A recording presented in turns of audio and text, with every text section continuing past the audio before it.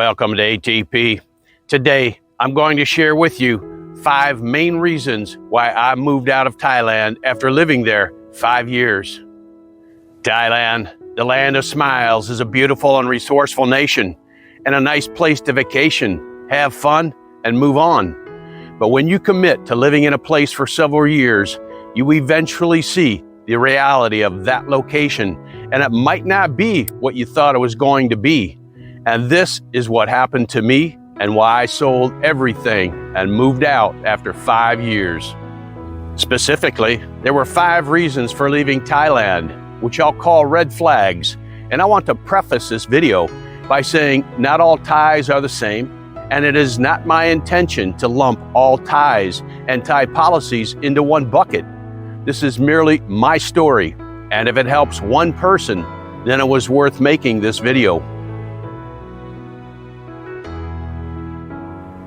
Red flag number 1 is Thailand's dual pricing policy, where you will find in most tourist attractions one price for Thais and normally a higher price for tourists, which can range from 25 to 50% and sometimes even more.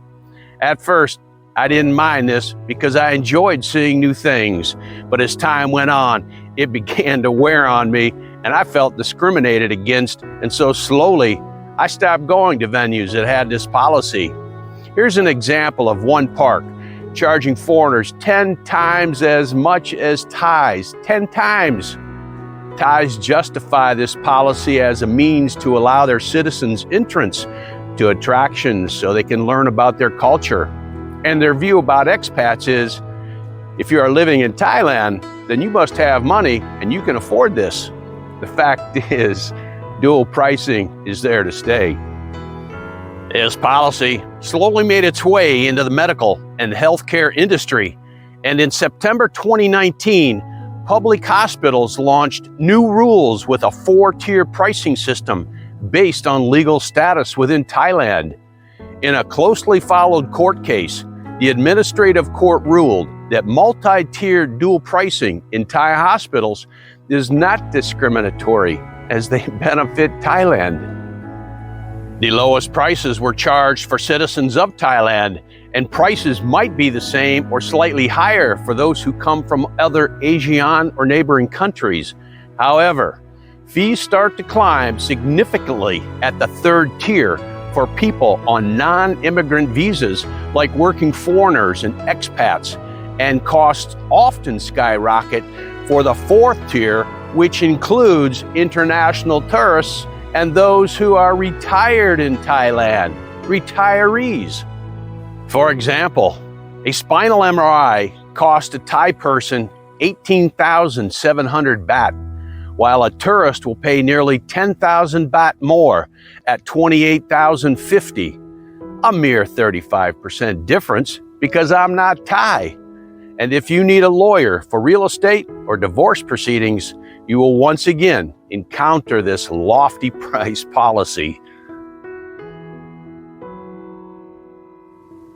Red flag number 2, it's all about money and how many Thais look at foreigners as ATMs and treat foreigners as ATMs. I had subscribed to a local newspaper while in Thailand, and every week there were articles written about tourists having their money stolen from them or their gold chains snatched off their necks or wrists while walking around or riding on a scooter. My ex-wife, Thai, had a lady working for her at the massage shop who frequently spoke about meeting different men, hooking them, and then getting regular money allotments sent to her while they were back in their countries. And another lady spoke of a situation who had hooked 2 men, and both were coming into town at the same time to see her. I don't know how that turned out. I've heard countless stories from expats who had married a Thai woman, and some with children, but their Thai lady decided it was greener on the other side of the fence and up and left. Sad to say, in one instance, the child was involved and the mother didn't care. The bookkeeper I used for 5 years was going to charge me a higher fee, but the laws had recently changed and she was aware of it. And I confronted her about it, and she basically just rolled her eyes and adjusted the fee to be in line with what the new law stated it should be. I was disappointed, but not surprised in her attempt to get more money out of me, and this is just another case of why I left. My ex-wife and many Thai women will compare their man to other couples who have more, do more, and entertain more, and after a while, it becomes a grind. On one reason, I'm no longer married to her. Cosmetic surgery is big business in Thailand, and there is a huge societal pressure to look pretty, dress nice, have things, and go places. And guess who pays for that? It's true that many men go to Thailand to meet and be with a Thai woman, only to have the lady empty their bank account or take everything they have. And for some, it is just too much to bear, and they decide to end their life. Earlier this year, at the same hotel in Pattaya, two foreign men, not knowing each other, took their lives within hours of each other. Red flag number 3 is Thailand's law enforcement agency, who many frown upon and do not trust. Compared to other countries, police presence in the community leaves a lot to be desired. And when you do see them, it's usually at unannounced traffic stops looking for properly licensed drivers and wearing helmets as required by law.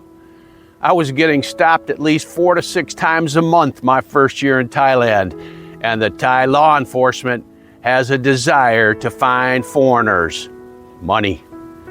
It is not uncommon to pay a fee on the spot to avoid having to go to the police station and pay that fine. Many people in Thailand have little respect for the Thai Royal Police. Red flag number 4 gives Thailand the title of being one of the most unsafe countries worldwide when measured by the proportion of people who die in a road traffic accident, and is ranked near the top among all nations. With a population of 71+ million people, about half the driving population uses scooters, and many of those drivers have no license. Annual traffic fatalities exceed 20,000 people, and this does not include those who die at the hospital after being transported after their accident. Thailand's lax law enforcement encourages people to do what they want, when they want throughout the year, except for the New Year holiday and Songkran holiday in April, when the Thailand law enforcement show up in strength. Thai law enforcement is not respected as an organization, and there have been several police officers involved in road fatalities with minimal punishment issued. On January 23, 2022, Thai policeman Norwich Boadak struck and killed Dr. Warlock with his Ducati motorbike at a pedestrian crossing in Bangkok. He was traveling between 108 and 128 kilometers an hour on a road with an 80 kilometer per hour speed limit. The criminal court sentenced Norwich to 1 year and 15 days in prison without parole and a 4,000 baht fine. 4,000 baht fine. And he was guilty of 9 counts: driving without a license plate, using a vehicle, unpaid registration tax, using a vehicle without third-party insurance, using a vehicle which lacked wing mirrors, failing to keep motorcycle in the left lane, speeding, driving without consideration of the safety of others, not following road markings, reckless driving causing injury to people or property, and reckless driving causing death. A woman is killed and a man is sentenced to 1 year in prison. 1 year. And this is another main reason I left Thailand, because there is little to no regard for human life. Categories leading to these disastrous numbers are red light runners, speeding, drunk driving, wrong way drivers, and many, many more. Earlier this year, there was an elderly British man walking across the street in the pedestrian crosswalk and was struck by a Thai driver who fled the scene. This elderly man ended up in the hospital for several days with head injuries. The next day, I spotted and reported the truck involved to the Pattaya Police Department, and I was told that the matter had been resolved. Where I spotted this truck was at a hospital where the hit-and-run driver worked, and he was still working as if nothing had happened. I could not believe what I was finding out, but again, not surprised, because this is how Thailand operates. For me, it was becoming way too frequent that I was having road incursions by careless drivers and felt more and more unsafe on the Thai roads due to their lackadaisical attitude and negligence. Red flag number 5 is Thailand's immigration system and the way people are treated at immigration, specifically the Chonburi Immigration Office in Pattaya, Thailand. In my humble opinion, and from my 5 years of dealing with the Chonburi Immigration Office in Pattaya, I believe that they just don't like dealing with foreign tourists and would rather make it uncomfortable for them in any way possible, so as to make them go find and use an agency. This accomplishes 2 things. 1, it reduces the number of people that go to an overly crowded facility, and secondly, it supports the visa and immigration businesses, which goes back to the fact about Thailand is all about money. Before COVID, people would stand outside in the blazing sun or the rain at the Chonburi Immigration Office waiting to get their business taken care of. Sometimes there'd be 50 to 125 people in line. During COVID, they could have easily enlarged their facility during the 2.5 years of lockdown, but they did nothing. After opening back up to tourism after COVID, they had put up a sun canopy to get people out of the sun, but still standing and waiting outside. Sometimes the line ran down the road easily 100 to 200 people deep. Why is this? Poor planning, or planning that makes people go to an agency and pay?